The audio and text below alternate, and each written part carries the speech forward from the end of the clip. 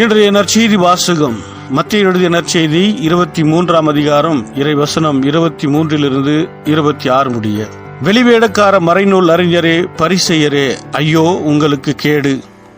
நீங்கள் புதினா, சோம்பு, சீரகம் ஆகியவற்றில் 10 ஒரு பங்கை படைக்கிறீர்கள்.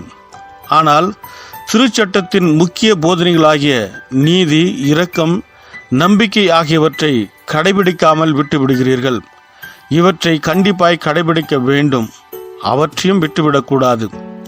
குருட்டு வழிகாட்டிகளே, நீங்கள் பருகும்போது கொசுவை வடிகட்டி அகற்றுகிறீர்கள், ஆனால் ஒட்டகத்தையோ விழுங்கி விடுகிறீர்கள். வெளிவேடக்கார மறைநூல் அறிஞரே, பரிசேயரே, ஐயோ உங்களுக்கு கேடு!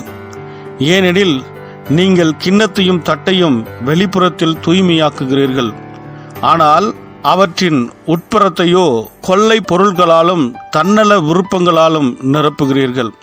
குருட்டு பரிசேயரே, முதலில் கிண்ணத்தின் உட்புறத்தை தூய்மையாக்குங்கள், அப்பொழுது அதன் வெளிப்புறமும் தூய்மையாகும். இது கிறிஸ்து வழங்கும் நற்செய்தி. கிறிஸ்துவே உமக்கு புகழ். ಮತ್ತಾಯ ಅಧ್ಯಾಯ 23 ವಚನ 23-26 ಧರ್ಮೋಪದೇಶಕರೇ, ಪರಿಸಾಯರೇ, ನಿಮ್ಮ ಗತಿ ಏನು ಹೇಳಲಿ? ನೀವು ಕಪಟಿಗಳು!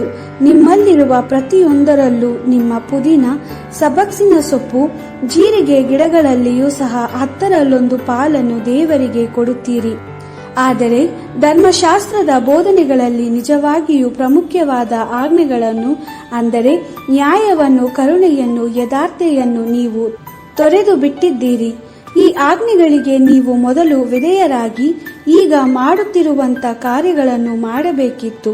ನೀವು ಜನರಿಗೆ ಮಾರ್ಗದರ್ಶನ ಮಾಡುತ್ತೀರಿ, ಆದರೆ ನೀವೇ ಕುರುಡರು. ಒಬ್ಬನು ತಾನು ಕುಡಿಯುವ ಪಾನೀಯದೊಳಗಿಂದ ಸಣ್ಣ ಸೊಳ್ಳೆಯನ್ನು ತೆಗೆದುಹಾಕಿ ಆಮೇಲೆ ಒಂಟೆಯನ್ನು ನುಂಗುವವನಂತೆ ನೀವಿದ್ದೀರಿ. ಧರ್ಮೋಪದೇಶಕರೇ, ಪರಿಸಾಯರೇ, ನಿಮ್ಮ ಗತಿ ಏನು ಹೇಳಲಿ? ನೀವು ಕಪಟಿಗಳು! ನೀವು ನಿಮ್ಮ ಪಾತ್ರೆ ಬಟ್ಟಲುಗಳ ಹೊರಭಾಗವನ್ನು ತೊಳೆದು ಸ್ವಚ್ಛ ಮಾಡುತ್ತೀರಿ, ಆದರೆ ಅವುಗಳ ಒಳಭಾಗವು ಮೋಸದಿಂದಲೂ ನಿಮಗೆ ತೃಪ್ತಿ ನೀಡುವ ಪದಾರ್ಥಗಳಿಂದಲೂ ತುಂಬಿವೆ. ಪರಿಸಾಯರೇ, ನೀವು ಕುರುಡರು!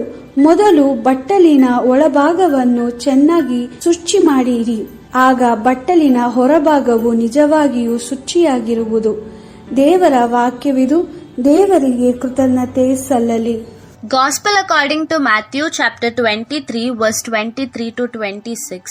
Woe to you, teachers of the law and Pharisees, you hypocrites! You do not forget the mint, anise and cumin seeds when you pay the tenths of everything. But then you do not fulfill what is far more important in the law: justice, mercy and faith. These you must practice without neglecting the others. Blind guides, you strain a fly but swallow a camel. Woe to you, teachers of the law and Pharisees, you hypocrites! You clean the outside of your cup and plate, but inside they are full of plunder and self-indulgence. Blind Pharisee, clean the inside first, then the outside will be clean too. This is the word of the Lord. Thanks be to God.